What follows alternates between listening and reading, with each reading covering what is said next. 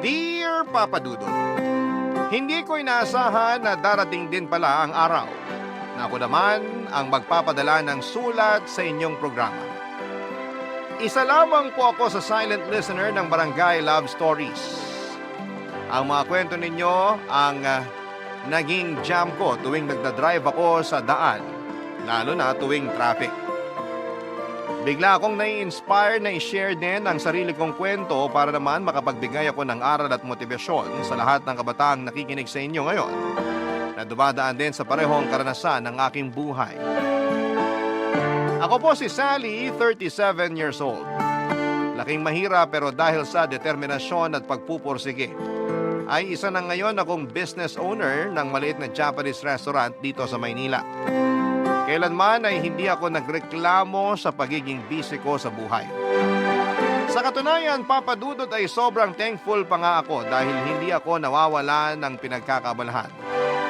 Wala po akong karapatang magreklamo dahil ang buhay na tinatamasa ko ngayon ay ang buhay na araw-araw kong dinadalangin noong bata pa lamang ako. Lingid sa kalaman ng mga taong nakakakilala sa akin ay hindi naging maganda ang buhay ko noong bata pa lamang ako. Poorest of the poor kung maituturing ang estado namin, kasama ang nanay kong si Melba. Sa squatters area lamang kami nakatira noon. Wala kaming sariling gamit sa bahay, walang kuryente at ni palikuran ay wala kami. Wala akong kinalakhang ama.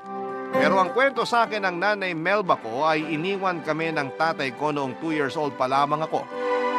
Dahil mas pinili niyang sumama sa ibang babae kesa panindigan kami.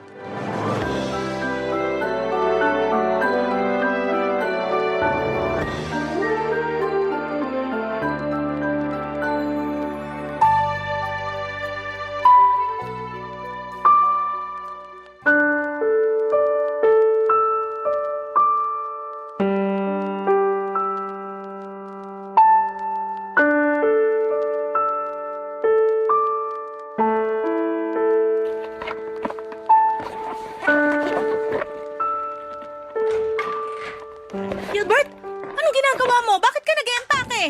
Aalis na ako rito. Ano? Saan ka naman pupunta? Hindi mo na kailangang malaman pa kung saan ako pupunta. Kailan ka naman babalik? Hindi mo yata naiintindihan yung sinabi ko. Aalis na ako. Hindi na ako babalik dito. Anong sabi mo? Paano si Sally? Iiwan mo siya sa akin? Bahala ka na sa kanya. Kung gusto mo siyang ipampon, ipampon mo siya. Wala na akong pakialam. Anong walang pakialam? Anak mo yun, Gilbert. Paano mo nasasabi ang bagay na yan? Hindi ko ginustong magkaanak. Alam mo yun. Aksidente lang yung nangyari. Ngayon, kung gusto mong alagaan yung bata, edi alagaan mo. Kung ayaw mo, ibenta mo na lang. Naririnig mo ba yung sinasabi mo? Oo, at malinaw yung mga sinabi ko. Tapos na tayo, Melba.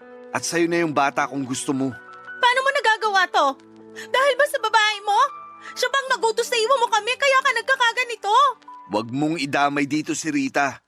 Ako ang nagdesisyon na sumama sa kanya. Wala siyang kinalaman dito. Ah, talaga? Paano wala siyang kinalaman dito? Siya ang dahilan kung bakit mo kami iiwan ng anak mo. Hindi siya ang dahilan kung bakit ako aalis. Ano? Anong dahilan? Sabihin mo sa akin. Kasi ayoko na sa'yo. Ganun lang kasimple yun. Hindi na kita gusto. Sawa na ako sa buhay na meron tayo. Gusto kong magsimula ulit. Dahil hindi naging maganda ang buhay ko sa'yo. Ang kapal ng mukha mo! Grabe ka, Gilbert! Iniwan ko lahat para sa'yo. Nasira ang pangalan ko dahil sa'yo. Pinaglabang kita sa pamilya ko tapos ganitong gagawin mo sa akin. Kasalanan mo na yun. Masyado ka nagpabulag sa pag-ibig, Melba. Sa susunod, huwag mong ibigay ang lahat sa isang tao para kapag iniwan ka, may matitira para sa'yo. Hayop ka! Anong klaseng lalaki ka? Hindi ka na nahiya sa pinagkagagawa mo. Kanino naman ako mahihiya? Sa'yo? Wala ka na maambag sa buhay ko eh. Hayop ka talaga! Tigilan mo ako! Walang hiya ka! Pareho lang tayong walang hiya. Huwag kang magmalinis. Dahil pareho lang tayong makasalanan. Sige, umalis ka! Iwan mo ako, iiwan ko rin si Sally! Sabi ko nga sa'yo, ikaw na ang bahala sa batang yun. Kung gusto mo siyang iwan mag-isa, Bahala ka. Gilbert, 2 taong gulang lang yung anak mo. Paano mo nagagawa to? Pasensya na. Pero kahit anong sabihin mo, hindi na magbabago ang isip ko. Naiwan na kita. Sandali, Gilbert! Sandali lang! Ano? Parang awa mo na. Huwag mo kaming iwan. Hindi ko alam kung paano kami mabubuhay nang wala ka. Please, huwag ka nang umalis. Nagmamakaawa ako sa'yo. Dito ka na lang. Huwag kang lumuhod dyan. Kahit paluran mo ako, aalis pa rin ako. Kaya maawa ka sa sarili mo. Isipin mo naman yung anak mo. Wala siyang magiging ama. Hayaan mo na lang ba yun? Wala din akong amang kinalakihan. Kaya siguradong kakayanin din niyang mabuhay ng walang tatay. Alis na ako.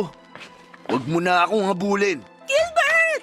Sandali lang! Gilbert! Walang niya ka!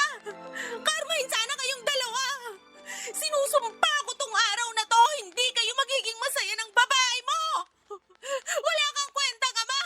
Mabulok ka sana sa impyerno! Simula noon ay mag-isa na akong itinaguyod ni Nanay Melba kahit na sobrang hirap ng buhay namin noon. Pagtungtong ko ng edad na 8 ay nagkaroon ng live-in partner si Nanay, isang construction worker. Na nung una ay mabait pero sakalang lumabas ang totoong ugali nito noong nalulong na siya sa sugal. Naging mapanakit ang boyfriend ni Nanay lalo na tuwing lasing ito. Halos gabi-gabi niyang sinasaktan si Nanay noon. At maging ako ay hindi nakaligtas mula sa malulupit nitong kamao. Halos 2 taon din naming tiniis ang pang-aabuso sa amin ng boyfriend ni Nanay, Papa Dudut.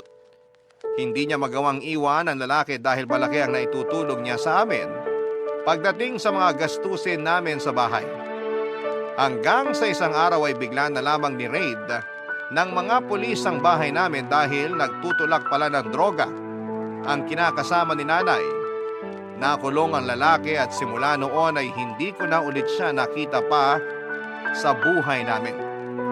Muli ay naiwan kaming mag-ina para harapin ang problema namin sa kahirapan.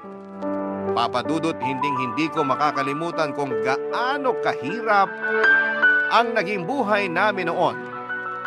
Hanggang ngayon ay ginagawa ko pa ring inspirasyon ng batang Sally na patpatin at laging umiiyak gabi-gabi dahil walang laman ng sikmura.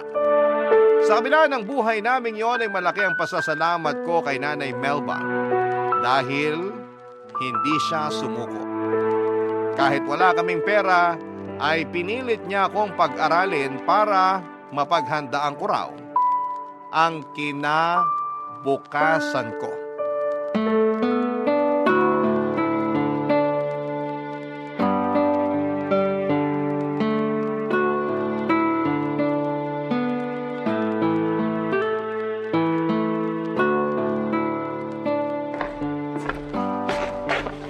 Anak, Sally, nandyan ka ba? Opo, nandito po ako. Bakit po, Nay? Isukat mo tong uniform mo. Parang hindi na yata kasya sa'yo ah. Hindi na po talaga kasya yan, Nay. Last year pa yan hindi kasya eh. Last year pa ba hindi kasya? Eh ba't hindi mo sinabi sa akin? Sinabi ko naman po sa inyo noon eh, kaso sabi nyo wala pa tayong pambili. Kaya antayin ko na lang matapos yung pasukan para makabili tayo ng bago kapag grade 4 na ako. Ganun ba? O siya sige, gagawa natin yan ng paraan. Ang tanong, meron na po ba kayong pambili ng bago kong uniform? Siyempre naman, may naitabi akong pera dyan para sa uniforme mo. Yung totoo po, Nay. Wala na nga tayong pambili ng bigas eh. Uniform pa kaya? Wala ka bang tiwala sa nanay mo? Hayaan mo, bukas na bukas, may uniform ka na. Nay, 10 years old na po ako. Alam ko na po na mahirap lang tayo. Alam kong wala tayong pera na pambili ng bagong uniform. Kaya wag niyo nang itago sa akin yung sitwasyon natin. Mahirap tayo, oo. Totoo yon. Pero hindi ibig sabihin no na hindi ko na kayang ibigay yung mga pangangailangan mo. Magtiwala ka sa akin, mabibigyan kita ng bagong uniform bago magsimula ang pasukan. Matagal pa naman eh, may 2 linggo pa kaya mapaghahandaan ko pa yan. Paano po kung tumigil na lang kaya ako sa pag-aaral? Ano? Bakit naman? Para po makatulong ako sa inyo sa pagtatrabaho. Tsaka para hindi na rin kayo mahirapan sa paghahanap ng mga gamit ko sa eskwelahan. Hindi pwede. Kailangan mong mag-aral. Kapag tumigil ka, maiiwanan ka ng mga kaklase mo. Gusto mo ba yon? Okay lang naman po yun sa akin eh. Ang mahalaga po, matulungan ko kayo. Anak, wag mo na akong alalahanin. Kaya kitang pag-aralin. Kaya kong pagtrabahuhan yun. Wala ka bang tiwala sa akin? Meron po. Yun naman pala eh. Wag mo nang problemahin ang pag-aaral mo. Ako nang bahala dyan. Alam mo ba na edukasyon ang isa sa mga pinakamahalagang sandata na pwedeng magkaroon ng isang tao? Bakit naman po? Kasi ang pagkakaroon ng maayos na edukasyon ang magbibigay sa atin ng daan para sa pagbabago. Pagbabago? Paano naman po yun? Isipin mo na lang. Mahirap tayo ngayon, di ba? Wala tayong perang pambili ng gamit mo sa eskwelahan nyo. Pero kapag nag-aral ka at nakapagtapos, kapag nagkaroon ka na ng diploma, magagamit mo yun para makapaghanap ng maayos na trabaho. Kapag nagkatrabaho ka, magkakaroon ka na ng pera. Hindi ka na mahihirapan sa mga gastusin. Yun ang isa sa mga pagbabagong pwedeng ibigay sa iyo ng edukasyon.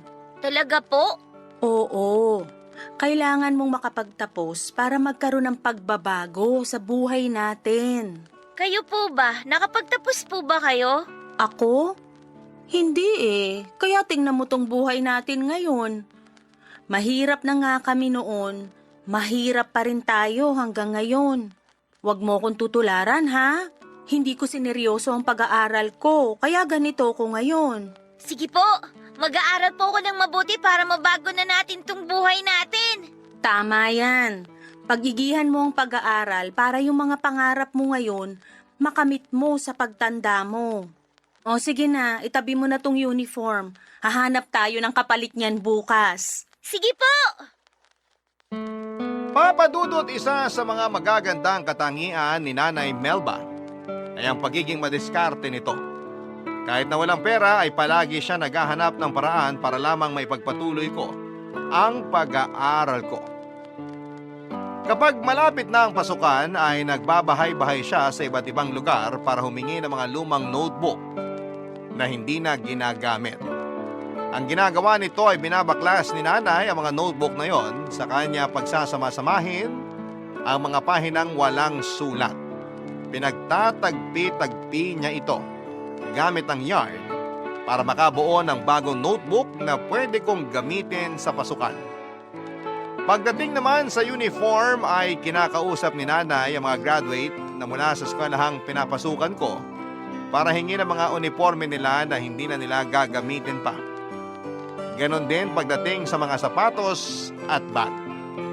May mga mabubuting loob naman na nagbibigay tulong kay Nanay at malaki ang pasasalamat ko sa kanila dahil naging parte sila sa success na meron ako sa ngayon.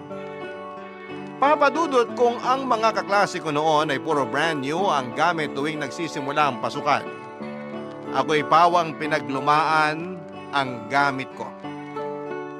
Ganon pa man ay hindi ko ito kinakahiya dahil alam ko sa sarili ko na ang mga suot at gamit ko sa eskwela, hindi man bago ay pinaghirapan ito ni Nanay Melba ko. Kahit walang baon, kahit walang laman ng tiyan, kahit nanginginig na ako noon dahil sa gutom ay hindi ako tumigil sa pag-aaral. Si Nanay Papa Dudut ang naging motivation ko para magseryoso sa eskwela. Dahil gusto kong balang araw ako naman ang gagawa ng mga sakripisyo para sa kanya, Papa Dudut. Barangay Love Stories. Barangay Love Stories. Top student ako noong nag-aaral pa lamang ako, Papa Dudut. Isa yon sa mga bagay na ikinaka-proud ko dahil sa kabila ng kahirapan namin noon, ay hindi yon naging hadlang sa paghahangad ko ng maayos na edukasyon.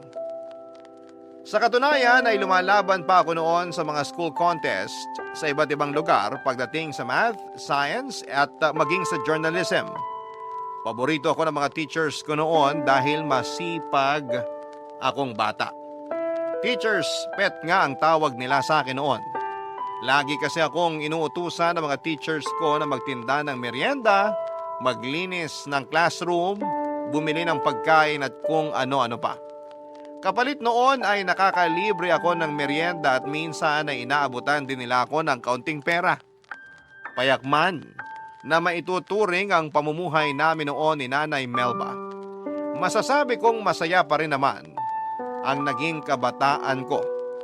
Kapag walang pasok ay tinutulungan ko si Nanay na magbenta ng gulay. Pagsabit naman ng hapon ay nangangalakal kami. Kada weekends naman ay tumatanggap si Nanay ng labada at naging bonding time na namin noon ang pagkusot ng mga damit. Ambisyosa akong tao, Papa Dudut, at yon ang nag-push sa akin para abutin ang mga pinapangarap ko sa buhay. Lahat ng pwedeng pagkakitaan ng isang bata ay pinasok ko na sa kagustuhang makatulong kay Nanay. Alam ko kasing hirap na siya noon. May mga gabi na kung kailan akala niya itulog na ako, lagi ko siyang napapakinggan na humihikbi dahil na rin siguro sa pagod at hirap ng buhay. Bilang isang anak ay ginawa ko na ang lahat para kahit papaano ay mabawasan ang pasang problema ng nanay ko.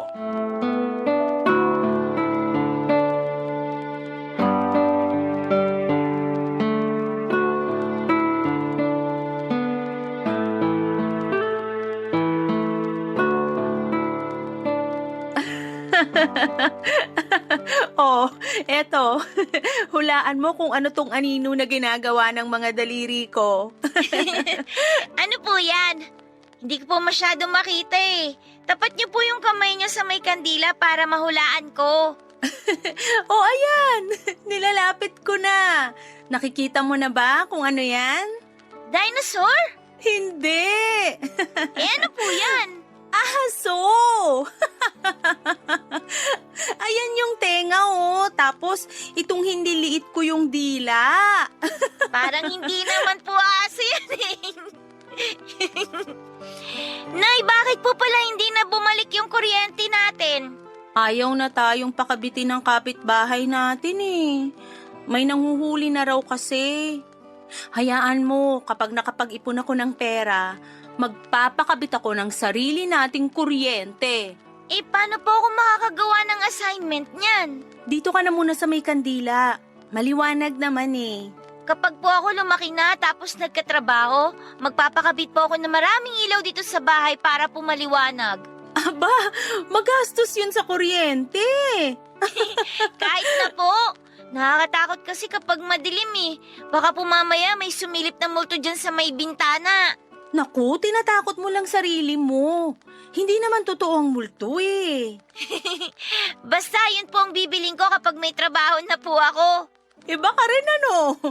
Ano pa? Ano pa yung mga pangarap mo na gusto mong gawin pagtanda mo? Marami po. Kapag po may sarili na tayong bahay, gusto ko po magpagawa ng swimming pool. Tapos po, gusto ko rin bumili ng relo.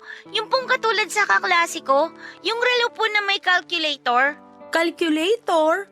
Bakit mo naman kailangan ng calculator? Eh magaling ka naman sa math. Eh basta po, ang ganda po kasi nun eh. Ano pa? Anong trabaho naman ang gusto mong gawin? Kapag nakapag-college ka na, anong kurso yung kukunin mo? Gusto ko po doktor. Doktor? Bakit naman yun ang napili mo? Eh kasi po, gusto ko pong tumulong sa mahihirap na hindi po kayang magpa-ospital.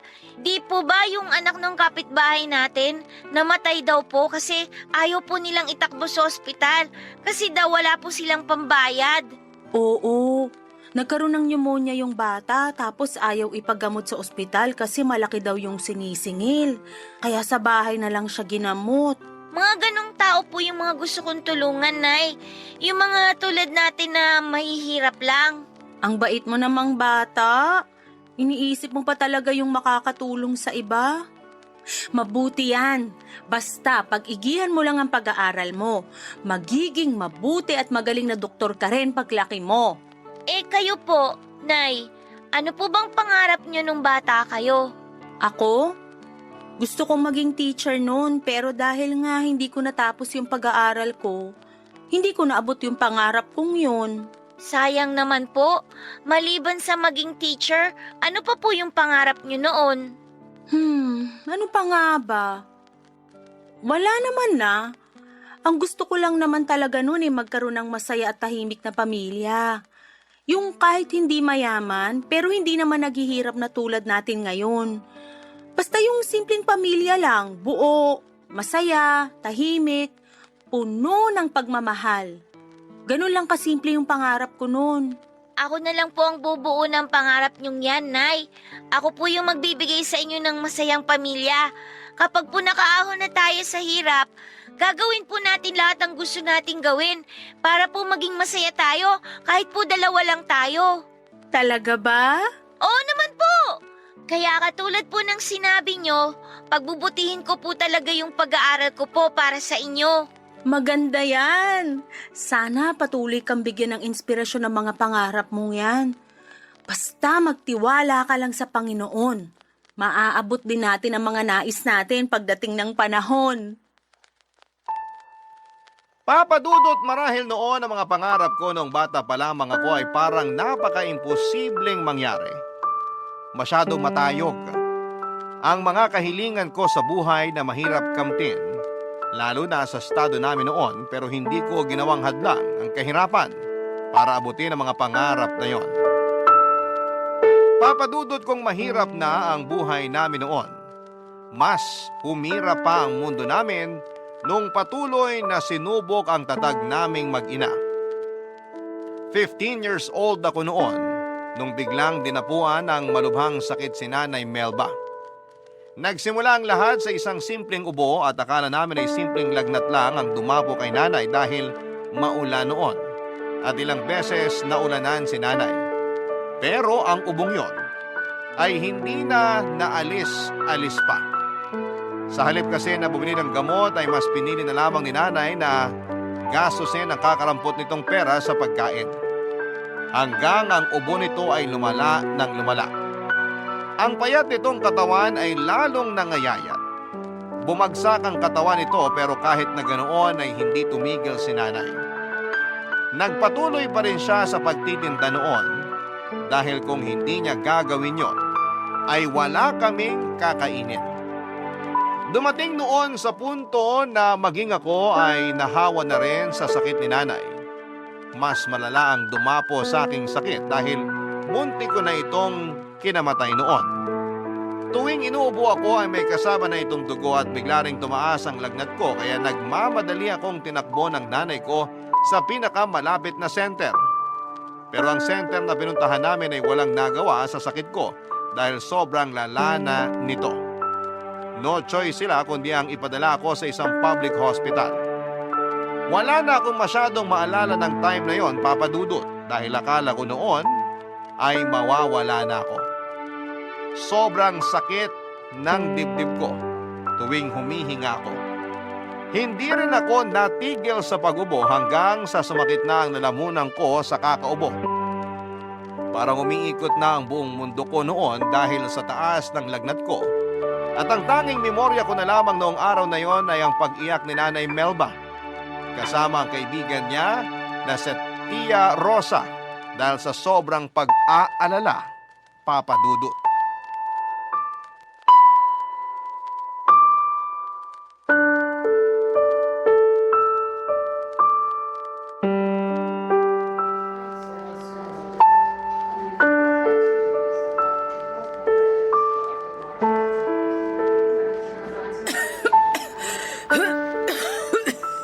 Melba, ikaw rin. Magpatingin ka na kaya.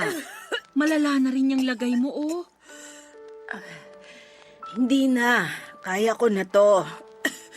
Kung pati ako ay magpapa-ospital, hindi ko na alam kung saan ako kukuha ng pambayad.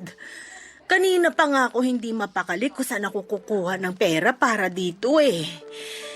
May naitatabi ka ba dyan na pwedeng mahiram? Naku, wala eh. Ako rin naman maraming bayarin ngayon. Walang-wala rin ako ngayon eh. Ganun ba? Paano na kaya to? Huwag mo nang problemahin yon. Ang isipin mo na lang muna ngayon ay yung kalagayan ninyong mag-ina. Kaya nahawa yung anak mo dahil dyan sa pagpapabaya mo eh. Dapat nung una pa lang, ipinagamot mo na yung sakit mo. Tingnan mo, mas lumala tuloy. Hindi ko naman alam na aabot sa ganito yung sitwasyon namin eh. Magpatingin ka na rin para mabigyan ka na nila ng gamot. Huwag mo nang alalahanin yung gastos. Maya-maya, may darating ng tulong. Tulong? Saan naman manggagaling yung tulong na sinasabi mo? Ganito kasi yun eh. Pasensya ka na kung pinangungunahan kita ha. Pero tinawagan ko kasi si Gilbert. Si Gilbert? Bakit mo naman ginawa yun, Rosa? Nag-aalala na rin kasi siya sa inyong mag-ina eh. Wala naman akong maipahihiram sa iyong pera. Kaya ako na mismong humingi ng tulong kay Gilbert. Alam ko naman na kahit magkamatayan, hindi ka lalapit sa lalaking yun. Kaya ako na ang kumausap sa kanya. Rosa, hindi ko kailangan ng tulong ni Gilbert. Isang tabi mo na lang muna ang pride at galit mo sa tao. Kailangan niyo si Gilbert ngayon.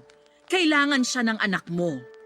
Rosa, Melba, O ayan na pala si Gilbert. Salamat naman at nagpunta ka agad dito. kumusta na si Sally? Inadmit na siya ng mga doktor.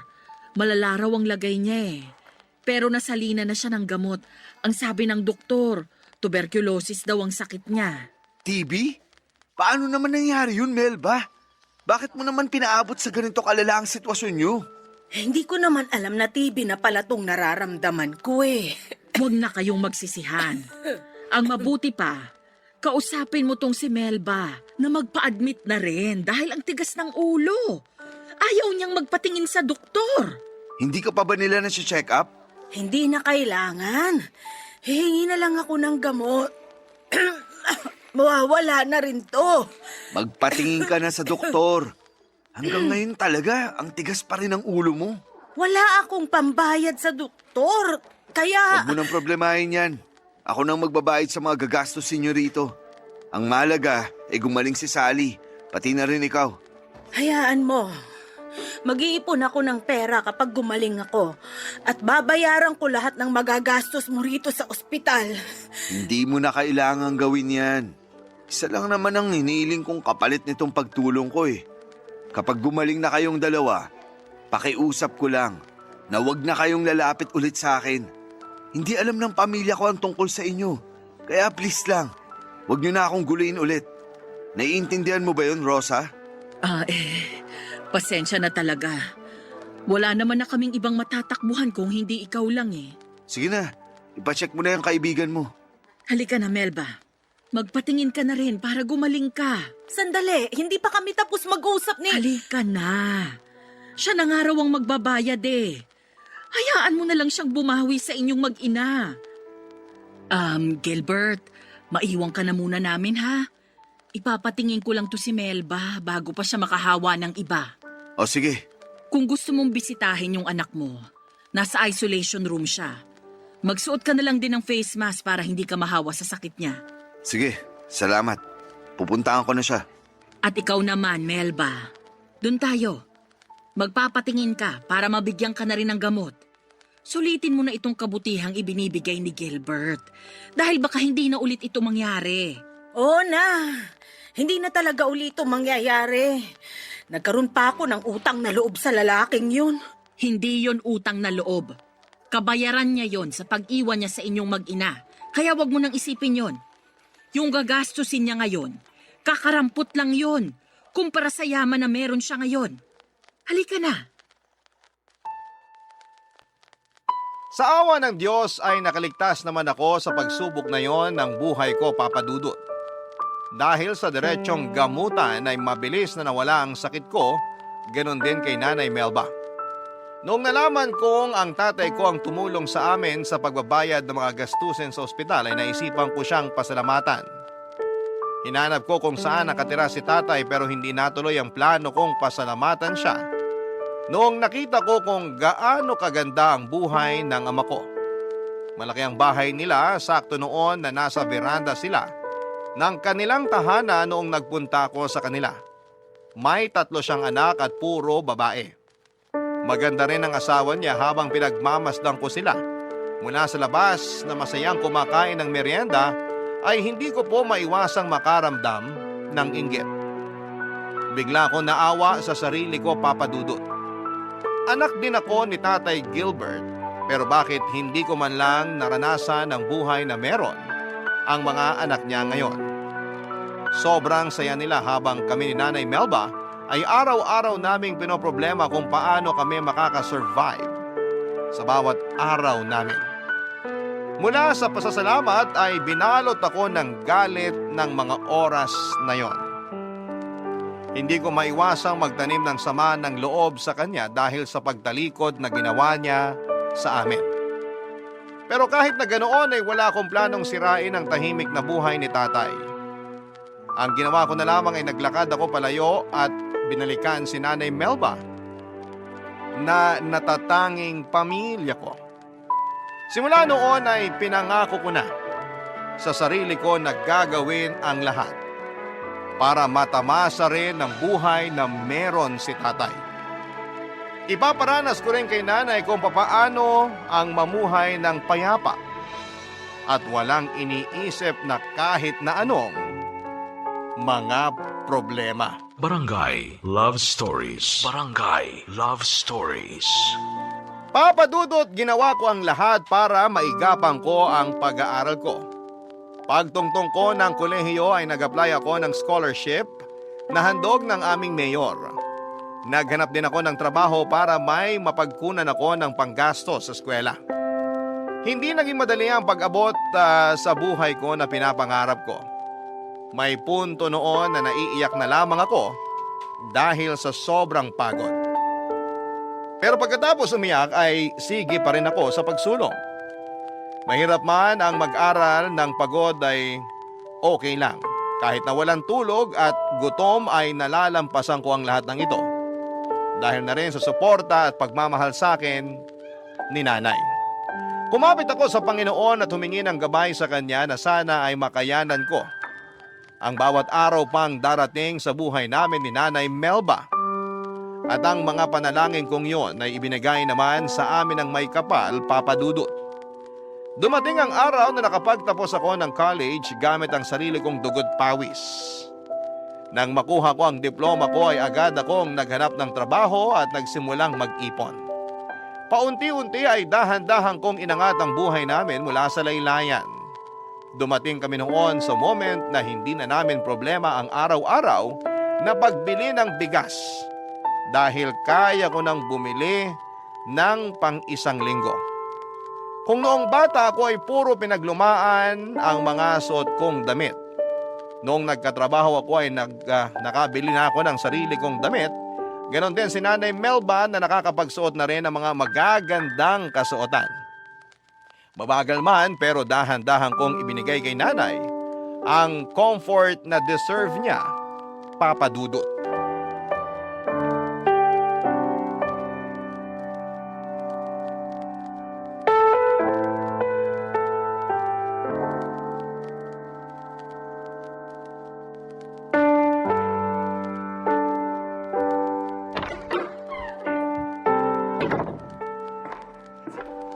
Anak, Happy birthday, nanay ko! wow! Totoong cake ba yan? Oo naman, Nay! Chocolate cake tapos may sarili pang birthday greeting. Oo, di ba? Lapag ko na dito sa lamesa, Nay, ha? Naku, salamat, anak. Deserve niyo to, Nay! Oh, hipan niyo na tong kandila. Tapos hiling kayo ng isang bagay na gusto niyong matupad. Wala na akong mahihiling pa. Ang gusto ko lang gawin ngayon ay magpasalamat sa mga pagpapalang natatanggap natin ngayon. Ay. Hipan ko na ba? Opo! Ayan! Happy 50th birthday po, Nay! Oy, may binili rin po akong pansit dito. Halika na, Nay. Kumain na tayo. Maupo na kayo dyan. Sige na. Salamat. Siyempre, hindi magiging birthday celebration to kung walang regalo. May regalo ka para sa akin? Oo naman, Nay!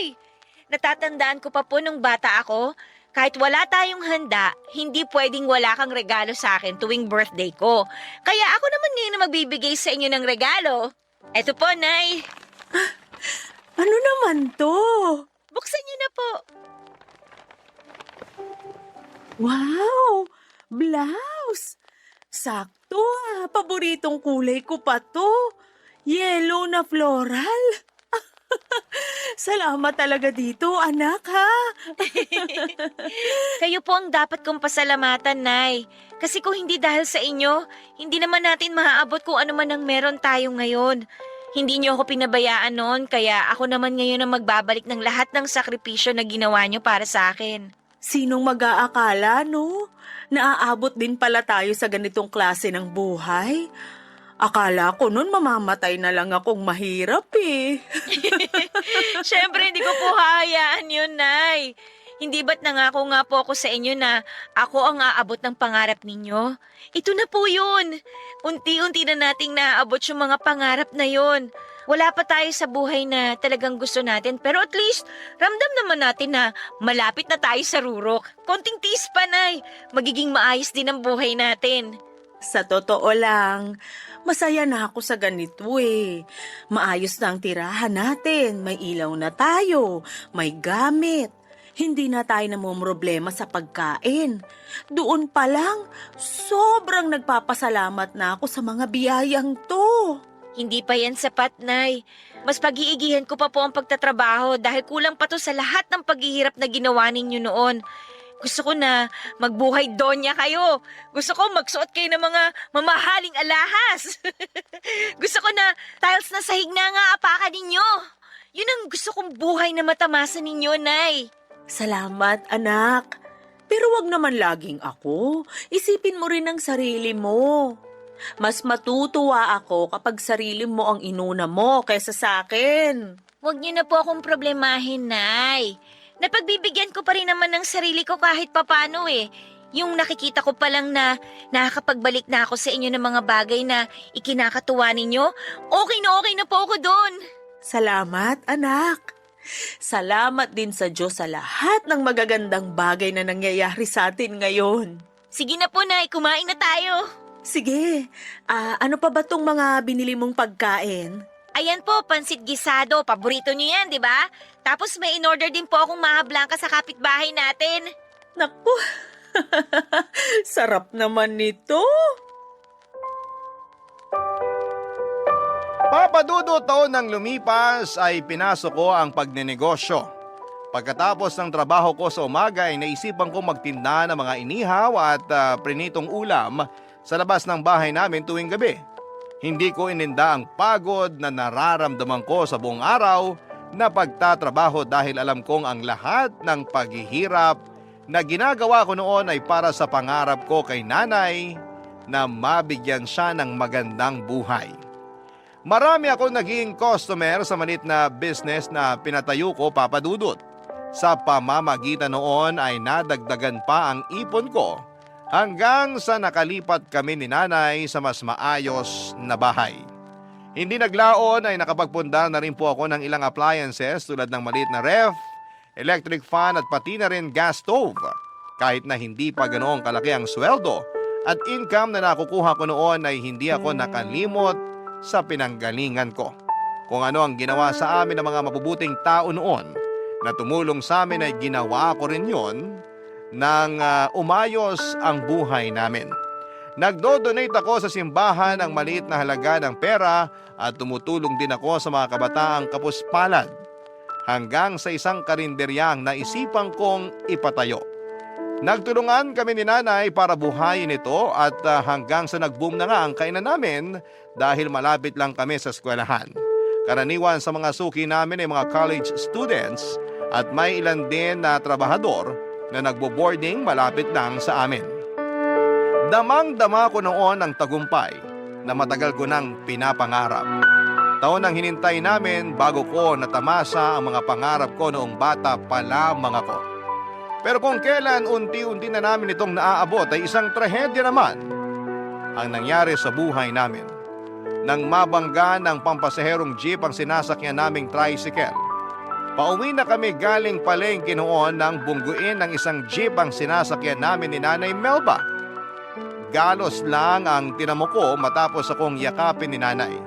Siya ang sumalo ng impact ng banggang yon at yun na po ang kinasawin ng kanyang buhay. Papa Dudut.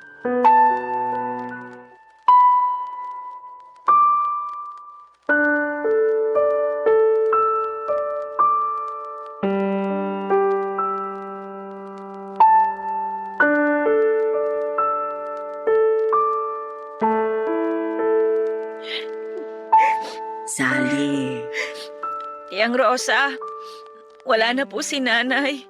nakikiramay ako sa'yo. Hanggang ngayon, hindi ko pa rin po talaga matanggap na wala na po yung nanay ko.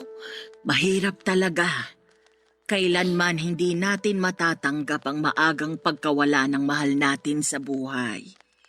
Pero kung yun talaga ang kapalaran ng isang tao, wala na tayong magagawa pa dun. Ang dami ko pa pong pangarap para sa kanya eh. Hindi pa namin naaabot yung estado na ipinangako ko po sa kanya. Wala naman yan sa naging estado nyo sa buhay eh. Kung ako ang tatanungin mo, masaya na si Melba kahit noon pa kasi nagkaroon siya ng isang napakabuting anak na tulad mo. Aanhin ko pa po yung pagiging mabait kong anak kung hindi ko naman nasuklian yung mga paghihirap sa akin ng nanay ko. Tignan mo yung sarili mo ngayon. Maayos na ang pamumuhay mo. Maganda na ang buhay mo. Malayo ka na sa dating Sally na butot balat. Yung mga sakripisyo ng nanay mo sa'yo, hindi mo yun sinayang. Doon pa lang isang malaking kasuklian na yon para sa nanay mo. Ang hangad lang naman ng isang magulang, makita ang kanilang anak na nasa maayos na kalagayan. At yun ang nakita ni Melba bago siya namayapa. Ang unfair lang po kasi kung kailan po malapit na kami sa hinahangad kong buhay, saka pa siya nawala sa akin. Ganun talaga eh. Hindi atin tong buhay na meron tayo. Hiram lang to sa Diyos. At kapag oras ng bawiin, wala na tayong magagawa. Nakakalungkot lang din talaga kasi napakabait na tao ni Melba. Alam mo ba ang kwento kung papaano kami naging magkaibigan? Hindi po. Basta ang alam ko, magkaibigan na po kayo noon pa eh. Wala ka pa noon sa buhay ni Melba. Matalik na talaga kaming magkaibigan. Tindera rin ako noon. Magkatabi lang kami sa pwesto ng nanay mo. Ako ang naging witness ng naging pag-iibigan nila Melba at ng tatay mong si Gilbert.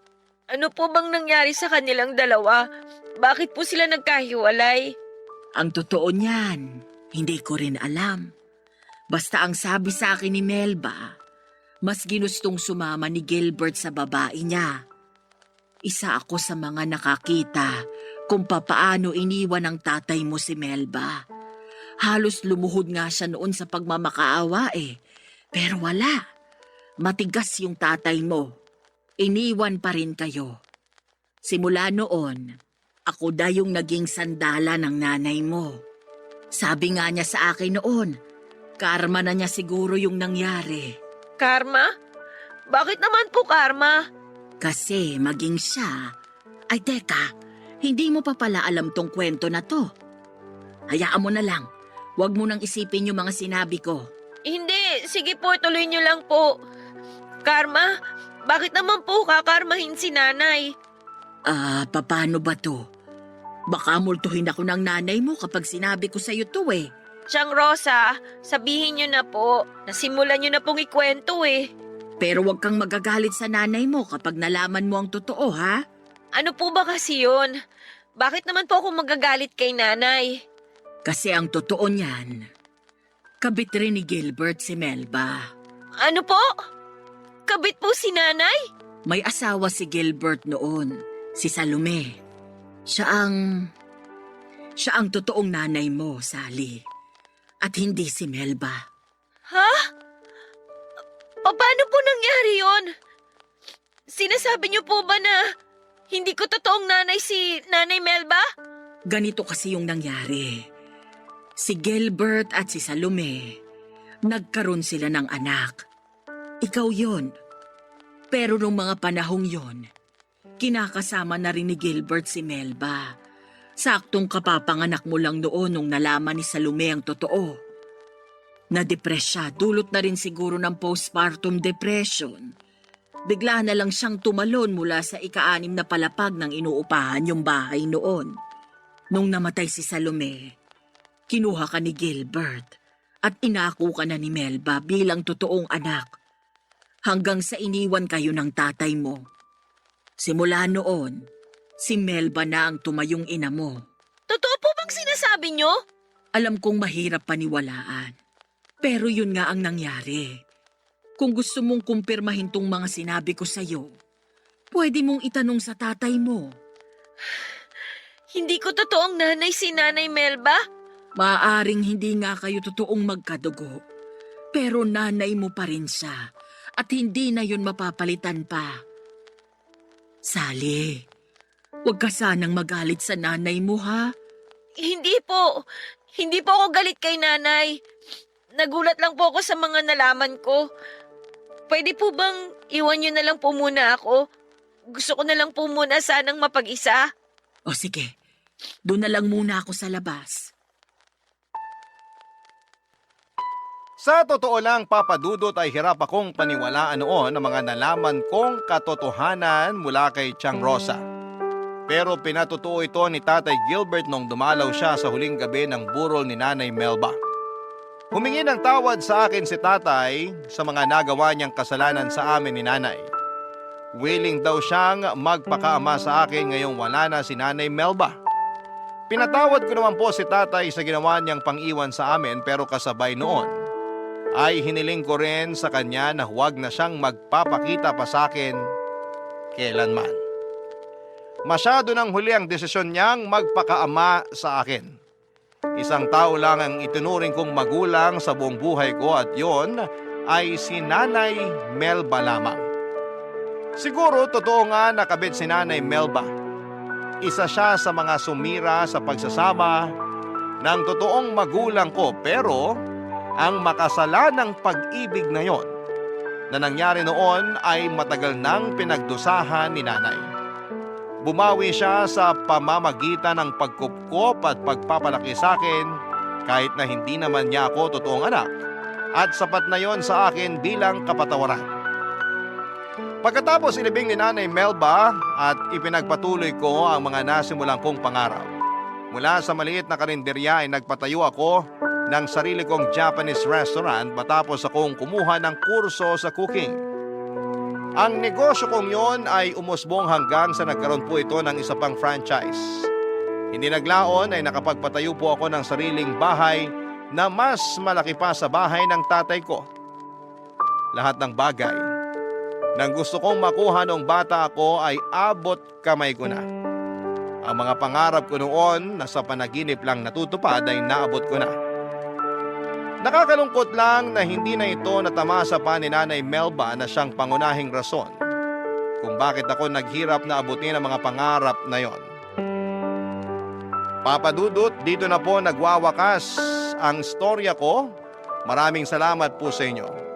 Ang inyong forever kapuso at kabarangay, Sally. Dear Papa Dudut, wala namang pinanganak na perpekto, kaya alam ko na lahat tayo ay nakaranas na magkamali sa buhay. Nandun yung malulugmok tayo sa mga pagkakamaling yon. Pero ang isa sa mga pinakamahalagang katangian na dapat nating taglayin ay kung paano bumangon at bumawi sa mga pagkakamali natin. Lalo na kung meron tayong tao na nasaktan. Yun din ang isa sa mga aral sa buhay na itinuro sa akin ng namayapa kong lola na masasabi kong dala-dala ko pa rin hanggang sa pagtanda ko. Ako si RG, 32 years old at nagtatrabaho ako bilang IT consultant sa isang private company sa Taguig. Ulila na ako sa mga magulang sa batang edad at lumaki ako sa pangangalaga ng mapang-abuso kong tiyahin. Matapos mamatay ng lola ko na siyang unang kumupkup sa akin. Wala rin po akong kapatid kaya napakahirap para sa akin na solohin lahat ng lungkot at hinanakit galing sa mga taong naturingan pa namang kamag-anak ko. Naranasan kong utusan at ituring na parang hindi pamilya ng sarili kong kadugo. Kaya nga may bahagi sa aking pagkatao na kulang at naghahanap ng pagmamahal dahil hindi ko yon naranasan noong kabataan ko. Sa kabila ng lahat, Papa Dudut, ay meron pa rin namang tao na nagturing sa akin na parang tunay niyang anak bukod sa lola ko. At yon ay ang asawa ng tiyahin ko na noon ay nagtatrabaho sa ibang bansa. Siya rin ang nagpaaral sa akin kaya nakapagtapos ako ng kolehiyo. Pero bago ako graduate ay inatake siya sa puso kaya walang buhay na siya nang inuwi sa Pilipinas. Sobrang lungkot ko noon dahil hindi man lang ako nakapagpasalamat ng personal sa taong hindi ko kadugo pero nagtrato sa akin ng mabuti. Kaya nga pinangako ko sa harap ng kabaong ng tiyuhin ko na magsisikap ako sa buhay. Pero nahirapan pa rin akong umusad, lalo na at araw-araw ay pinamumukha sa akin ng tiyahin ko. Nakasalanan ko raw kung bakit namatay ang asawa niya. Hindi ko alam kung bakit ako ang sinisisi niya pero siguro ay alam niya kung gaano ako kamahal ng mister niya. Kaya nga pagkatapos ng libing ng tiyo ko ay nagbalot-balot na ako ng mga gamit at damit saka umalis sa bahay nila. Wala pa akong trabaho noon. Nakitira lamang ako sa kaibigan ko pero pagkalipas ng isang buwan ay nakapasok na rin ako sa isang private company. At doon na nga nagsimula ang pakikipagsapalaran ko sa buhay. Nag-focus ako sa pagtatrabaho at hindi ko na lang namalayan ang mabilis na paglipas ng 3 taon.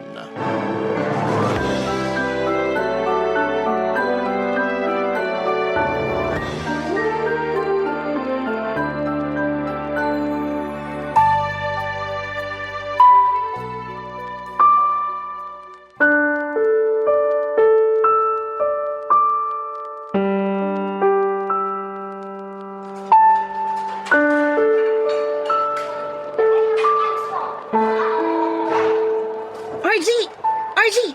Dito ako nakapwesto. Hi. Hello? Upo ka muna. Sige. Richelle, right? Right. Don't tell me nakalimutan mo na ako. Parang kagabi lang. Inuuwi Pwede ba? Huwag mo na nga sabihin yan. Bakit? Nahihiya ka? Totoo naman. Sarap na sarap ka pa nga habang hinahalikan ako. Grabe, napapapikit ka pa nga ng mga mata habang sinisip-sip yung balat ko. Please, ayoko nang alalahanin pa yun. Bakit mo ba kasi gusto makipagkita sa akin? Tinatanong pa ba yun? Siyempre kailangan mo kong panagutan. Ano ka mo? Panagutan? RG, ginalaw mo ko. May nangyari sa atin kagabi sa inuman ng katrabaho mo. Tapos kinabukasan lalayasan mo lang ako? Sa lagay, ganun na lang yun? Pero kasi... Linawin ko lang na hindi ako bayarang babae.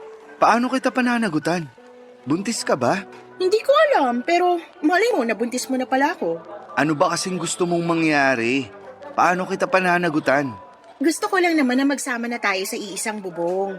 I've heard na mag-isa ka lang na nagre-rent ng apartment mo. Baka gusto mo magkaroon ng roommate. Nasisiraan ka na ba? Ayoko nga.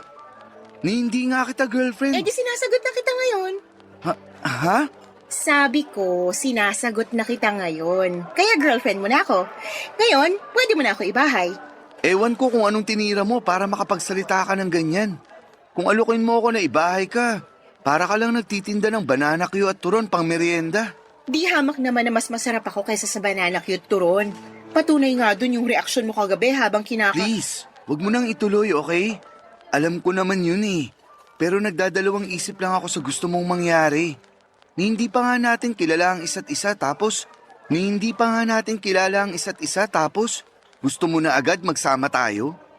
Saka na lang natin kilalanin ng isa't isa kapag magkasama na tayo sa apartment mo. Ang mahalaga, nagkatikiman na tayo. Hindi ka ba talaga titigil? Inaasar lang kita, masyado ka namang pikon. Pero, seryoso, gusto ko na rin kasing maranasan magkaroon ng live-in partner kaya naisip ko na magsama na tayo. Bakit ikaw? Meron bang magagalit? May girlfriend ka ba o nagugustuhan? Wala ako pareho nun. Kaya nga, tayo na lang. Tsaka, alam ko naman na gusto mo rin. Ramdam ko yun. Nag-aalangan ka lang. Natural. Sobrang bilis kasi. Hindi kasi ako yung tipo ng babae na mahilig magpaligaw. Gusto ko live-in na kagad. Pangarap ko yun kaso di naman matupad-tupad. Kaya, iparanas mo na sa akin. Kung hindi tayo mag-workout, saka tayo maghiwalay. Kaya sige na, pumayag ka na. May trabaho naman ako, mag-aambag ako. Masipag ako sa bahay at masarap magluto. Pero, mas masarap ako sa kama. Ay, pwede bang pag-isipan ko muna? Sige, pero hanggang bukas lang. Ang iksi naman nun. Ay, mabagal ka lang magdesisyon kaya sana bilis-bilisan mo. So paano? Bukas ha? Umaasa ako na papayag ka para matikman mo ko ulit. Richel naman. Cute mo pala kapag namumula. Yan ang gusto ko. Papadudot na kilala ko si Richel sa isang inuman noong minsan akong sumama sa opisina ko na nag-birthday. Aaminin kong na love at first sight ako sa kanya kasi naman ay sobrang ganda niya. Balingkinita ng pangangatawan, makinis ang kanyang balat na parang kinulayan ng gatas sa puti. Kulay chestnut ang malago at mahaba niyang buhok at merong kissable lips.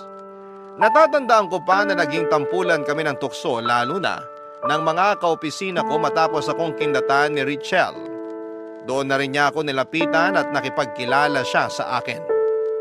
Nalaman kong nagtatrabaho siya sa isang BPO company, single katulad ko, and ready to mingle. Sobrang na-enjoy ko yung kwentuhan namin ng mga katrabaho ko kasama si Richel hanggang sa iserve na nga yung alak. Buti na lang at walang pasok kinabukasan kaya pwede kaming magpakalasing. Game na game rin naman si Richel na nooy nakakandong na sa akin. At pinagsasalin ako ng inumin. Hindi ko malilimutan yung mabango niyang amoy na sigurado kong hahanap-hanapin ko. Basta ang natatandaan ko na lang ay pareho na kaming lasing nang yayain ako ni Richel sa isa sa mga bakanteng kwarto doon at doon nga ay may nangyari sa amin. Kaya nga laking gulat ko kinabukasan nang yayain niya akong ibahay ko na siya. Ni sa hinagap ay wala pa sa plano ko ang magkaroon ng kinakasama. 25 years old pa lamang ako noon. Alam kong sa buhay, may asawa ay wala akong kalam-alam. Kaya nga nung una ay naisip kong tumanggi sa plano ni Richel pero hindi na ako nakapalag noong binalandra na niya sa akin ang katawan niya. Tapos sobrang mapang-akit pa siyang tumingin at manalita. Kaya naman nadala ko. Napakagat-labi na lamang ako. At naisip kong wala namang masama kung subukan namin. Kinabukasan ay pumayag na ako na lumipat siya sa apartment ko at sa paglipas ng isang buwan ay doon ko na nga siya unti-unting nakikilala, Papa Dudut.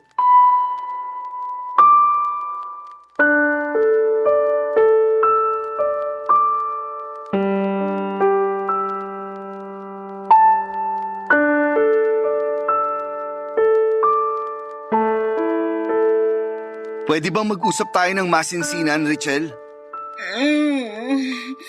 Pwede rin bang mamaya na? Kita mo nang wala pa sa wisyo yung tao eh. Ang sakit pa kaya ng ulo ko tapos parang nasusuka ako pero... pero nawala naman na. Gosh, ano ba naman pakiramdam to? Yan na nga yung gusto kong pag-usapan natin. Yung tungkol sa pag-iinom mo. Ano bang problema? Nagpaalam naman ako sa'yo. Di ba nag-text ako, sabi ko iinom kami ng mga katrabaho kong babae. Tsaka wala namang pasok ngayon, kaya ayos lang yun. Ayos lang, pero tingnan mo nga itsura mo. Bakit? Ano ba itsura ko? Mukha ka ng miserable. Sakit mo naman magsalita. Ikaw kaya may hangover. Hindi mo yan mararanasan kung kinontrol mo lang pag-inom mo.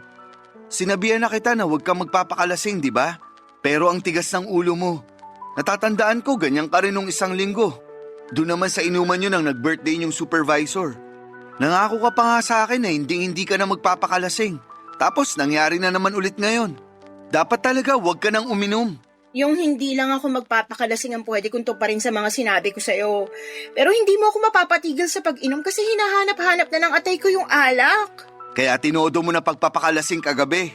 Oo, pero kasi nagkasiyahan na kami. Alam nga namang maging KJ ako, diba? Ewan ko sa'yo. Bakit ka ba kasi nagagalit? Nung una pa lang naman, alam mo mahilig akong uminom. Sa inuman pa nga tayo nagkakilala, diba? Tapos may nangyari pa sa atin. Tapos na yun, okay? Huwag mo nang ulit-ulitin. Sungit mo naman, Honey Bunch. Huwag mo nga akong tawagin yan. Seryoso ako sa sinabi ko ah. Ano ba kasi yung sinabi mo? Pakiulit, medyo di nag-sink in sa utak ko. Ang sabi ko, dapat huwag ka nang uminom. Ang sabi ko rin, imposible yon kasi hinahanap-hanap na ng atay ko yung alak. Tsaka, pagtatalunan pa ba natin yung tukol sa bagay na yun? Masakit na ang ulo ko, RG. Huwag mo na akong piliting gawin yung ayaw ko. Concern lang naman ako dyan sa atay mo. Baka magkasakit ka ng malala dahil sa ginagawa mo sa sarili mo. Oh, ang sweet mo naman. Concern ka pala sa akin. Seryoso nga ako. Huwag mo nga akong ganyanin. Na-touch lang naman ako eh. At na-appreciate ko yung concern mo. Pero huwag ka na mag-alala kasi matibay itong atay ko. Subok ko na to. Hindi to umaatras sa lahat ng hamon ng alak. Bahala ka. Ang tigas ng ulo mo. Ay naku, nakakainis ka naman eh. Imbis kasi na asikasuhin mo ako dahil may hangover na nga yung tao, sinisermonan mo pa ako. Ay, nakatulong yan, grabe. Alam mo, kung ganyan lang din naman, mabuti pa iwanan mo na lang ako dito sa kwarto, matutulog na lang ako. Ayaw kita kasama rito kasi puro kadakdak, daig mo pa kami mga babae manermon. Di naman kita magulang, no? Ay, sorry na. Hindi ko naman sinasadya eh. Gets ko naman na concerned ka. Sinabi mo na yan eh. Pero baka nakakalimutan mo na hindi na ako bata. 26 na ako. Nasa tamang edad na para magdesisyon sa sarili ko. Tsaka, wala ka pa sa buhay ko. Nagiinom na ako. Sanay na katawan ko doon. Pero, buhay pa rin ako't malakas. Kaya sana, huwag mo na lang pakialaman yun kasi naglilibang lang naman ako eh. Stress na nga yung tao sa trabaho tapos dinadagdagan mo pa. Kaya nga, sorry na. Babawi na lang ako sa'yo. Sige, sabi mo yan ah. Oo. Ano bang gusto mong gawin ko? Gusto mo bang ipagluto kita ng makakain? Hindi, busog pa ako. Pero, gusto ko bili mo ako ng bag. May nakita ako sa online ang ganda. Tingnan mo, dali! Papadudo tama naman si Richelle nang sabihin niyang kinasanayan na niya ang pag-inom ng alak at hindi ko yon basta-basta mayaalis sa kanya. Lalo na at gawain na rin niya yun bago pa kami magkakilala. Pero nung binili ko na siya ng bag ay nakinig na siya sa akin nung sabihin ko na sana'y maghinay-hinay siya dahil napapagod ako sa kakasundo sa kanya pag nagiinom siya, lalo na at madaling araw o alanganin yung lugar. Bukod doon ay gusto ko rin na isaisip niya na may kinakasama na siya. Hindi na siya single katulad ng dati. Nagkabati rin naman kami, Papa Dudut, pagkatapos ng pagtatalong yon. Bagito pa kami sa setup namin pero unti-unting natututunan naming magtiwala at irespeto ang isa't isa. Sa loob ng isang taong pagsasama namin sa iisang bubong ay masasabi kong maraming nagbago at nag-adjust sa lifestyle ko. Magaling sa kama si Richelle. Nasasatisfy niya ang pangangailangan ko. Siguro kung may issue man kami ay tulad pa rin ng dati na naming pinagtatalunan. Walang iba kundi ang pag-iinom niya at pagiging party girl. Hindi ko mapigilang mag-alala lalo na at grabe siya kapag nalalasing. Nawawala talaga siya sa katinuan at may tendency na gumawa siya ng mga bagay na pwede niyang pagsisihan pag napapasukan ng alak ang kanyang sistema. Hindi ko makakalimutan yung nalasing siya isang beses at nagubad ng underwear noon sa inuman namin. Barangay Love Stories. Barangay Love Stories. Papadudot masasabi kong mas lumalim yung feelings ko para kay Richelle nang magsama na nga kami sa iisang bubong. Kaya naman binakurang ko na siya laban sa mga lalaking nagkakagusto at pumoporma sa kanya. Tulad ng sinabi ko ay maganda si Richelle at hindi talaga yon kumukupas at mas lalo pa siyang naging sexy sa paningin ko. Kaya nga naging seloso ako at overprotective kay Richelle lalo na at maraming umaaligid sa kanya. Pero hindi naman ako yung tipo na may pagka-eskandalosong tao. Tahimik lang po akong magselos, kaya nga kahit noong isang beses na nakita kong may kasamang ibang lalaki si Rachel na feeling close sa kanya noong sunduin ko siya sa workplace niya, ay nagkibit balikat na lamang ako. Inisip ko na lamang na baka bagong salta yon since hindi ako pamilyar sa mukha nito. Nakumpirma ko naman yon sa girlfriend ko nang ikinuwento niya na bago niyang trainee ang naturang lalaki. Lumipas nga mga araw ay napansin kong napapadalas ang pagsabay-sabay nila ng lalaking yon kapag lumalabas ng building kung nasaan ang opisina nila. Tapos naghihiwalay na lamang sila kapag nakikita na nila na nandun ako at nakaabang. May pagkakataon na nabad trip ako, kaya sinamaan ko ng tingin ng lalaking yon. Bagay na kinainis ni Rachel nang mapansin niya. Nauwi pa nga sa pagtatalo ang tagpong yon pero kinabukasan ay nagkabati rin kami. Nagsorry ako at inaming may nangyari lang sa pinagtatrabuhan ko na nakakainis. Kaya hindi ko sinasadyang naibunton yon sa kanya at sa trainee niya, Papa Dudut. Isang araw, nagkaroon kami ng 3 days seminar sa La Union. Kaya naman kinailangan kong umalis sa amin at iwanan pansamantala si Rachel. Sinabi niya sa akin na mami-miss niya ako. Kaya nangako ako na lagi kaming magvi-video call. Pero napaagang uwi ko at plano ko sanang sorpresahin siya. Bumili pa nga ako ng paborito niyang bulaklak at chocolate cake pero pagbukas ko ng pinto ng apartment namin, ako pala ang nasorpresa. Nahuli ko lang naman na may katalik siyang ibang lalaki, Papa Dudut.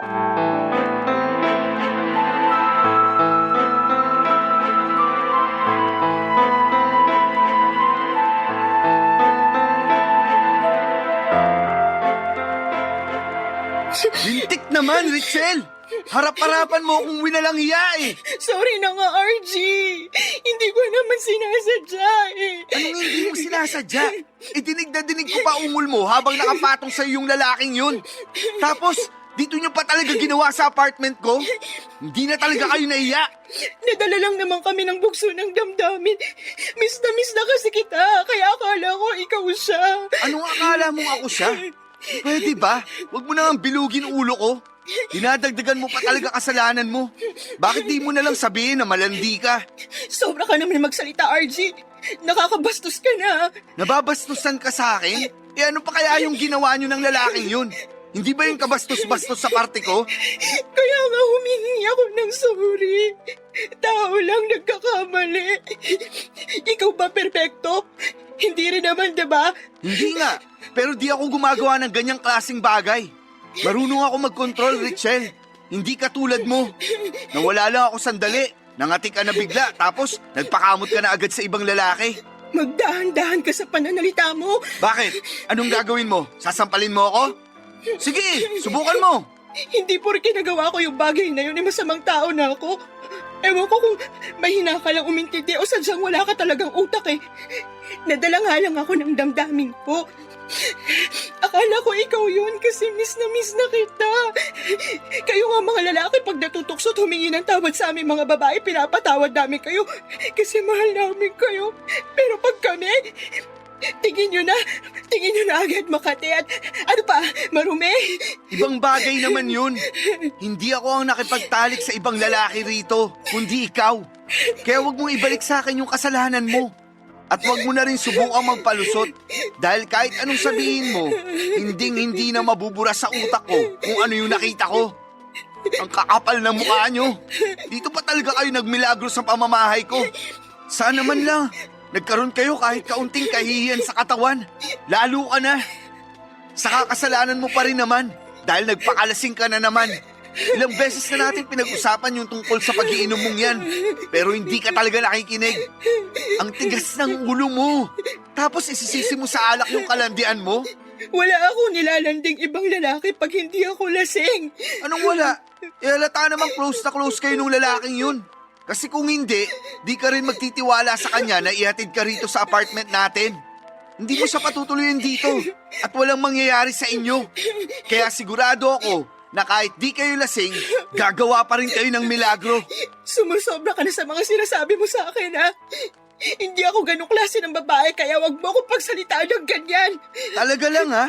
Pumayag ka nga may mangyari sa atin nung unang beses na nagkakilala tayo. Tapos sasabihin mo hindi ka ganong klaseng babae? Lokohin mo lelang mo, Richelle.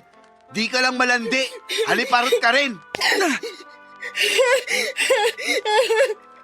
Kapal ng mukha mo. Akala mo kung sino ka kung makapagsalita. Mas makapal ang mukha mo. Malandi ka.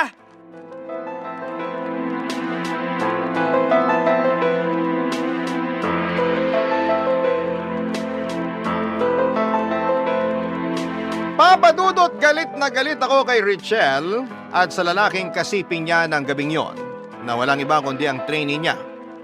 Gulat na gulat silang pareho nang maaktuhan ko sila habang nakapatong sa GF ko ang lalaking yon bago ko siya dinambahan para suntukin at gulpihin.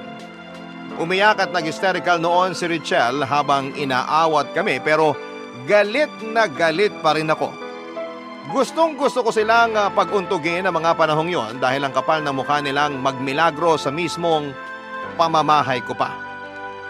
Pero ewan ko ba kasi tinablan talaga ako noong umiyak si Richelle sa harapan ko at nagmakaawa na patawarin matapos kong sabihin sa kanya na malandi siya. At ewan ko rin ba sa sarili ko kung paano ko siya nagawang patawarin noong mangako siya sa akin na hindi na niya yon uulitin pa. Kahit na duming-dumi ako sa kanya ng mga panahong yon ay binaliwala ko ang pakiramdam at binigyan ko pa rin siya ng isa pang pagkakataon. Pero ang kapal ng mukha niya, kasi inulit na naman niya ang panloloko sa akin. Hindi ko na idedetalye kung paano ko nalaman pero hindi rin naman niya kasi tinatago. Para bang proud na proud pa siya sa mga pinaggagawa niya kaya nawala na lang ako ng gana sa kanya. Kahit na magkasama kami sa iisang bubong.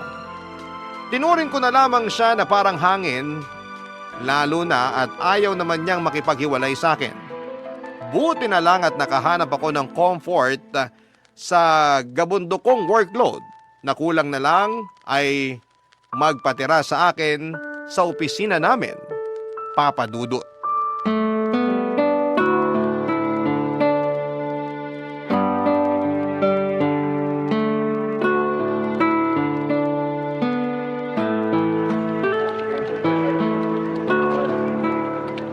Hi, Sir RG. Break time Hindi ka pa kakain? Ha? Alas 12 na ba?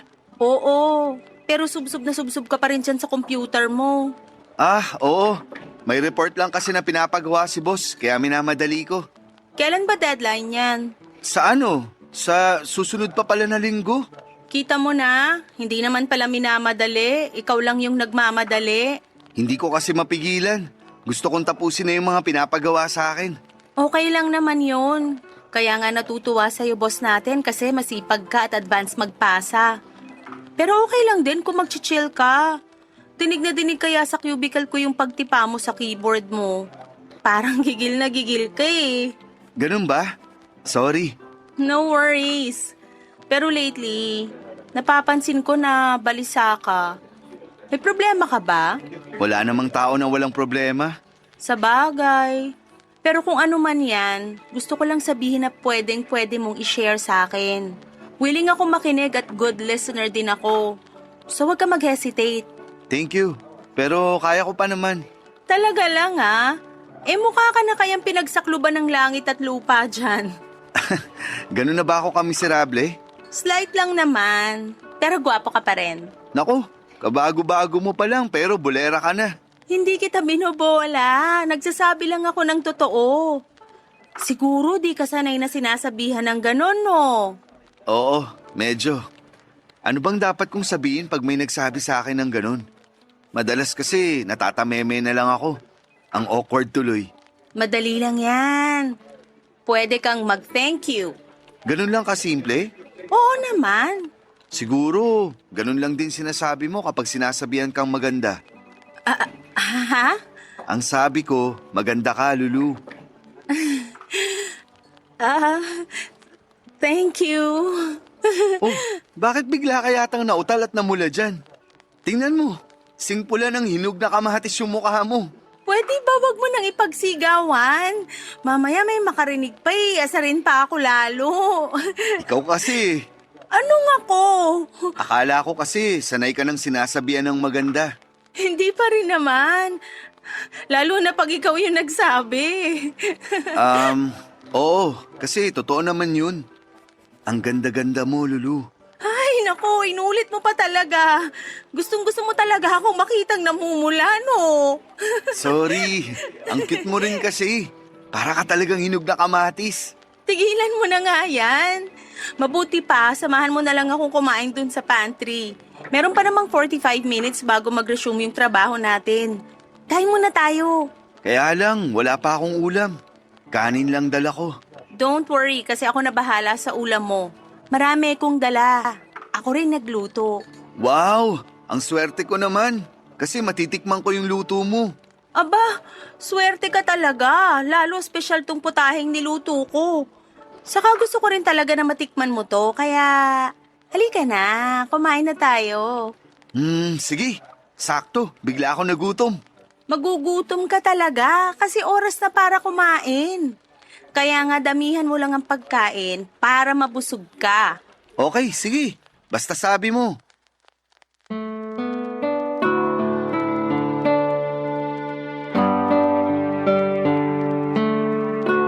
Baguhan lamang sa team namin si Lulu pero aminado akong nakuha na niya kaagad ang atensyon ko, Papa Dudut. Bukod doon ay maganda rin siya. Kamukha nga niya si Sanya Lopez. Magalang din siya at mainhin na magsalita. Magaling din siyang makisama kaya hindi lang ako ang natutuwa sa kanya. In fact, marami sa mga kaopisina namin ang naging instant ka-close niya. Pero sa aming lahat, ako talaga yung madalas na nilalapitan ni Lulu para magpaturo tungkol sa trabaho namin. Bagay na hindi ko naman tinatanggihan bilang nauna sa kanya sa opisina namin. Kaya bilang ganti ay palagi na niya akong nilulutuan ng mga paborito niyang putahe na naging paborito ko na rin kinatagalan. Ang sarap niyang magluto. Kaya naman excited akong pumasok sa araw-araw. Bukod doon ay unti-unti ko rin siyang nakilala sa mga kwentuhan namin during lunchtime. Aaminin kong nagsimula na akong humanga kay Lulu, lalo na noong nalaman kong may tungkulin pala sa simbahan ng daddy niya. Kaya pala napaka-mainhin niyang kumilos at napakagalang manalita. At doon ko nga na-realize na malayong malayo siya sa kilos at sa pag-uugali ni Richelle, Papa Dudut. Barangay Love Stories. Barangay Love Stories. Papa Dudut, mahal ko si Richelle pero nang panahong yon ay unti-unti nang naaagaw ni Lulu ang atensyon ko.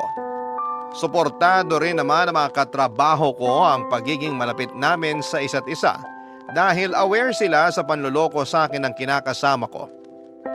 Sa katunayan ay nagsawa na sila sa kakapayo sa akin na makipaghiwalay na at huwag nang magpadala sa pagmamakaawa ni Richelle pag pinapaalis ko siya sa apartment. May nagsuggest pa nga na ipakaladkad ko siya sa mga tanod kapag nagmamatigas o di kaya ay ipablatter sa barangay. Pero hindi naman ako ganoon kasamang tao kaya hindi na yon aabot pa doon. Sa kabilang banda ay masaya ako sa closeness namin ni Lulu, Papa Dudut. Marami akong natutunan sa kanya tungkol sa buhay at sa ibang bagay na ginagawa niya outside our work. Doon nga ako nagsimulang mapaisip kung sakaling si Lulu ang unang nakilala ko kesa kay Richelle, baka nasa mas maayos na disposisyon ang buhay ko. Mas nai-enjoy ko yung mga bagay na noong ko pa lamang nadidiskubre at hindi ako nakukonsumi. Lumipas pa nga mga araw at ramdam ko na hindi na lang ako ang may nararamdaman sa aming dalawa, Papa Dudut. Alam ko na may feelings na rin sa akin si Lulu at isang araw ay kinumpirma ko ngayon mula sa kanya.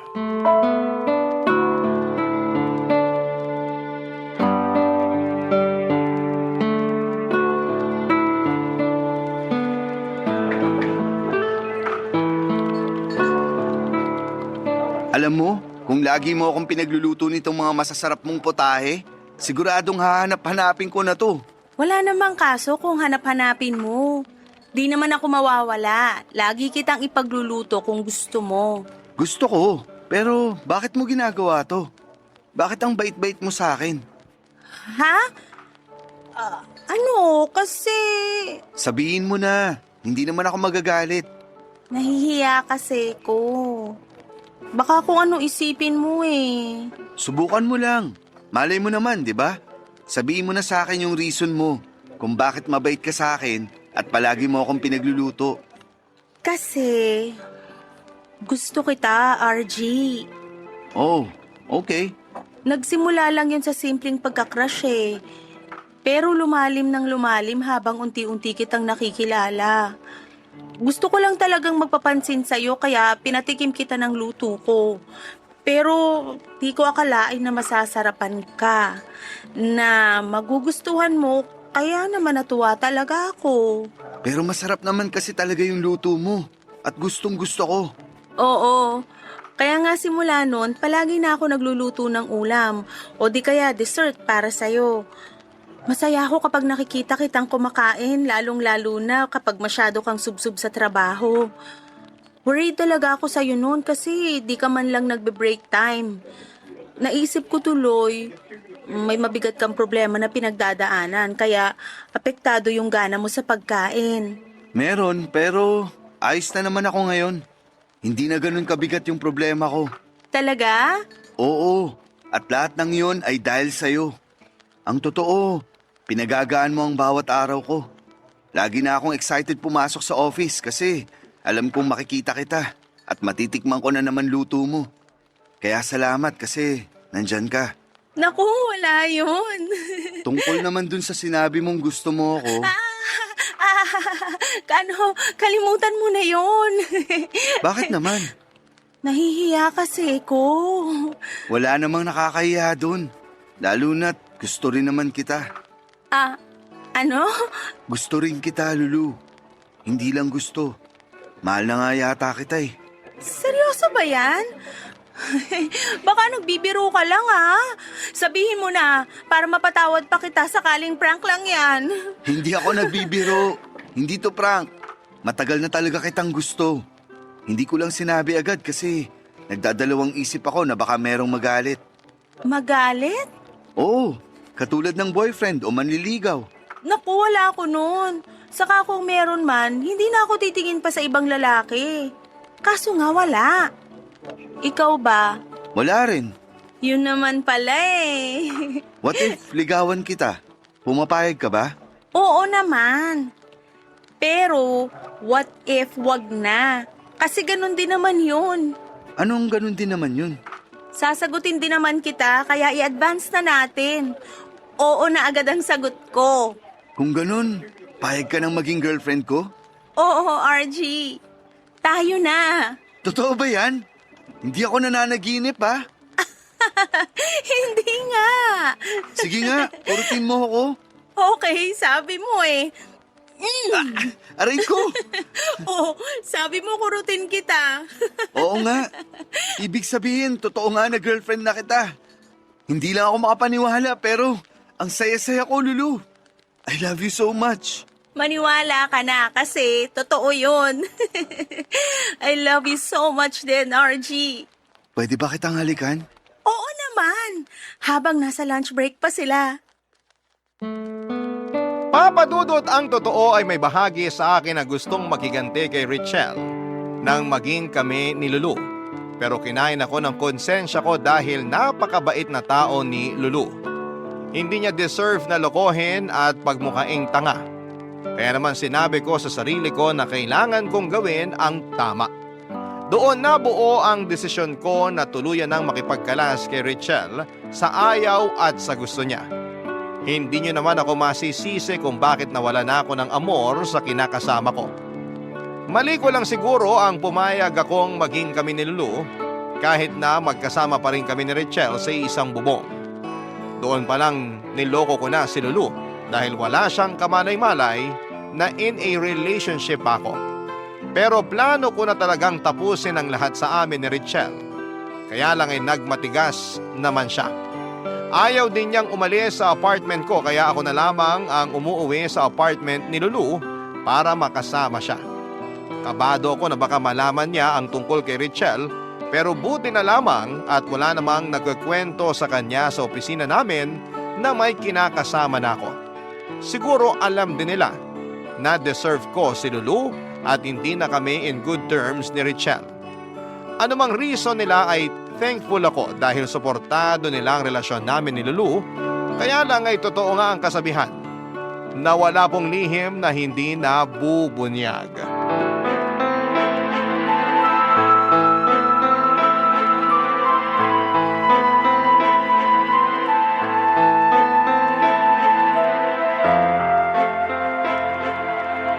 Sino ka bang babae ka? Paano ka nakapasok sa apartment ko? Tinatanong pa ba yun? Siyempre, di mo naman nilak yung pinto nung sinusundan ko tong si RG. Halika rito, di pa ako tapos sa'yo. Huwag mong sasaktan si Lulu, Richelle! At bakit hindi mga agaw yan? Ahas, malandi. Kilala mo yung babaeng yan, RG? At bakit hindi niya ako makikilala? Ako lang naman ang girlfriend niya. Huwag mo sabihin na hindi mo alam yon. Pwede ba? Tumigil ka na, Richelle? Ayoko nga! Ayaw mo bang malaman ng babaeng yan na tayo talaga yung totoong magkarelasyon dito? Matagal na ako nakipaghiwalay sa'yo. Pero ikaw lang yung nagmamatigas. Sa'yo ako nga, bakit ba? Ayoko na rin sa'yo. Dahil sa paulit-ulit mong panluloko sa akin. Sa palagay mo, paano pa kita mapapatawad? Matapos mo akong saktan ng paulit-ulit. Tapos, ikaw pa ngayon may lakas ng loob na sumugod dito para mag-iskandalo? Sinaktan mo pa si Lulu. Nagawa ko lang naman yun kasi nagulat ako nung nakita ko kayo naghahalikan eh.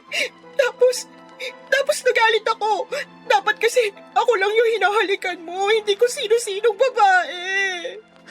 Sa lagay, ayos lang na umalik ka ng iba't ibang lalaki. Tapos ako hindi. Wala na akong iba. Tinapos ko na lahat sa amin kasi na-realize ko na ikaw yung mahal ko. Kaya bumalik ka na sa akin, RG.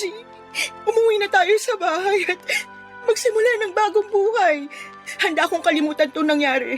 Ako na lang ulit ang piliin mo. Hindi ako naniniwala sa'yo. Kasi nuknukan ka ng sinungaling. Ayoko na rin magkabalikan tayo. Dahil may mahal na akong iba. At si Lulu yun. Ano bang meron ng babaeng to na wala ako? Di hamak naman na mas maganda ako sa kanya.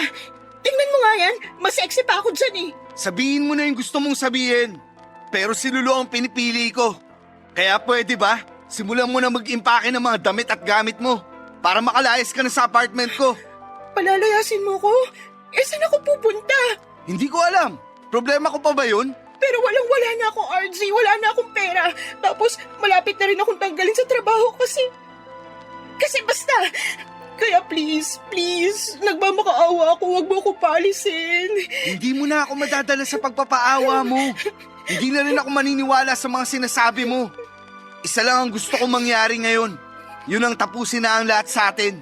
Hindi na kita mahal. Si Lulu na ang mahal ko. Di magsama kayong dalawa. Kala mo siguro magmamakaawa ako sa'yo, pues nagkakamali ka. Bagay nga kayo kasi pareho kayong cheap. Umalis ka na sa pamamahay ko bago pa kita ipapulis! Hindi mo na kailangan gawin yun kasi kusa akong rarampa palabas ng pangit mong apartment. Mga linti kayo. Lulu, nasaktan ka. Ano bang hinihintay mo? Lumayas ka na rin sa apartment ko! Lulu, please. Magpapaliwanag ako. Hindi ko kailangan ng paliwanag mo dahil isa ka ring nuknukan ng sinungaling. Di ba tinanong kita kung merong magagalit pag naging tayo? Sabi mo wala. Kaya nagtiwala ako sa'yo pero biglang-bigla na lang may baliw na babaeng susugod sa apartment ko at mananakit sa akin. Pasalamat siya hindi ko siya pinabarangay pero pag bumalik pa siya dito, ipapadambot ko na siya. Pasensya ka na. Natakot lang naman ako sa magiging reaksyon mo kaya di ko na sinabi sa'yo. Mas matakot ka sa pwede kong gawin sa'yo kung hindi ka pa aalis sa harapan ko. Papa Dudut, wala akong nagawa ng araw na yon, kundi ang umalis sa apartment ni Lulu. Gulong-gulo ang isipan ko at mas lalo akong kinain ng konsensya nang marinig ko ang iyak niya pagkalabas ko ng pinto. Gusto ko sanang pumasok ulit para i-comfort siya pero alam ko na hindi yon makakatulong sa sitwasyon namin. Galit na galit sa akin si Lulu dahil sa pagsisinungaling ko tungkol sa totoong status ng relasyon namin ni Richelle. Kasalanan ko naman kasi dapat ay tinapos ko muna ang lahat sa amin bago ko pumasok sa panibagong pakikipagrelasyon. Kaya nga wala akong ibang sinisisi noon kundi ang sarili ko. Nang umuwi ako sa apartment ko ng araw ding yon ay naabutan ko pang nag-iimpake ng mga gamit at damit niya si Richelle. Matapos noon ay walang imik siyang umalis at naiwan akong nag-iisa sa 4 na sulok ng apartment ko. Napasalampak na lamang ako sa sahig habang sinasabunutan ang aking sarili. Hindi ko na rin napigilang umiyak ng mga panahong yon, Papa Dudut. Mahal na mahal ko si Lulu kaya ako nasasaktan ng husto. Pero alam kong mas nasaktan ko siya. Kaya nga kinabukasan ay sinubukan ko ulit siyang kausapin noong nagkita kami sa opisina. Pero hindi na siya tulad ng dati kung makitungo sa akin. Ramdam kong may distansya na at kung kausapin niya ako ay puro tungkol na lamang sa trabaho. Labis akong nalugmok ng mga panahong yon habang pinagsisisihan ang kasalanang nagawa ko sa kanya, Papa Dudut. Pero isang araw ay kinausap na lamang niya ako at humingi siya ng tawad dahil nagawa niya akong tiisin. Nagkaiyakan kami at nagkapatawaran, Papa Dudut. Si Lulu kasi yung klase ng babae na hindi mapagtanim ng galit. Marami akong sinabi sa kanya at marami rin siyang sinabi sa akin. Sa huli nagkasundo kaming maghiwalay at maging mabuting magkaibigan na lamang, Papa Dudut. Pero mabuti ang Diyos, lalo na sa mga taong lubos na nagsisisi sa mga kasalanang nagawa nila. Kasi pagkaraan ng 4 na buwan ay hindi nawala ang feelings namin ni Lulu para sa isa't isa. Unti-unti kaming nagkalapit lalo na nung nagsimula na akong umattend sa mga gathering ng simbahan nila. Doon ko rin nakilala ang mga magulang niya at ang buong pamilya niya.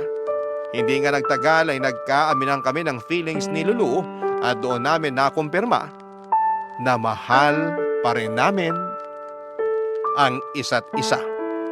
At doon na ulit namin sinimulan ang panibagong pahina ng aming pag-iibigan. Sa kasalukuyan, Papa Dudut, ay kasal na kami ni Lulu at pinagbubuntis na niya ang first baby namin. Walang pagsidla ng kasiyahan ko dahil nakilala ko na ang babaeng iniharap ko sa altar na siya ring makakasama kong bumuo ng aming pamilya.